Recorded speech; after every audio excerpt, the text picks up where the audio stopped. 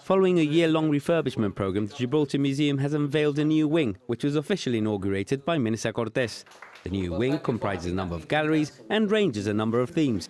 There's a little bit of my own thing, ornithology there, which I hope people will like, but the majority is military history. If people like Royal Navy, Royal Air Force, armies and things like that, there's going to be a lot for them to see here this year.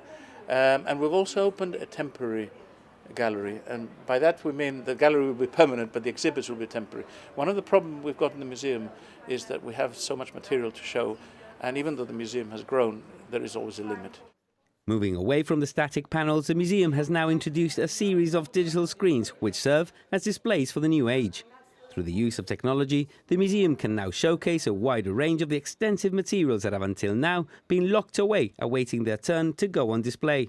The screens also serve as a new tool by which to engage with and attract modern and younger audiences.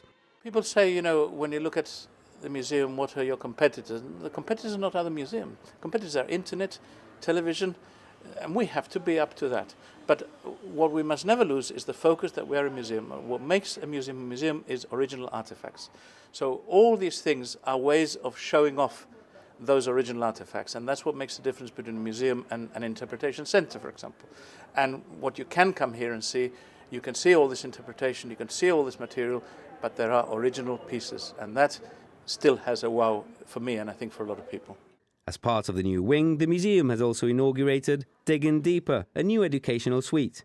We now have a dedicated area for digging deeper. We've called it Digging Deeper, the education suite. And I think it's a really good play with words because, of course, we talk about archaeology and history. That's a lot of what we do. But we talk about other things as well. There's a team of education officers, well trained, and what we're trying to do increasingly is encourage the schools to come in, and we're not scared of hands-on. We're not scared of children being shown objects and allow them to handle them and touch them. And with research being another engine of the museum, the opening of a new lab brings fresh opportunities. The scientific research, which is known internationally, particularly with Gorhams and the World Heritage Site with the Neanderthals, so it's hugely important. This new laboratory is a clean lab. It's what is referred to as a clean lab, and allows us to be able to work with different finds in a different way locally without having to send some of these materials away. And the teams and students that will be coming over will be able to learn in this new laboratory over the summer. The Gibraltar Museum will be holding its annual open day tomorrow, Saturday. The event, which runs from 10 till 6, with a wide range of activities on offer, particularly for the children, it is a perfect family fun day. And with comfortable seating in the galleries now and interesting films depicting our past playing on screens, there is certainly a lot on offer for the grown-ups too.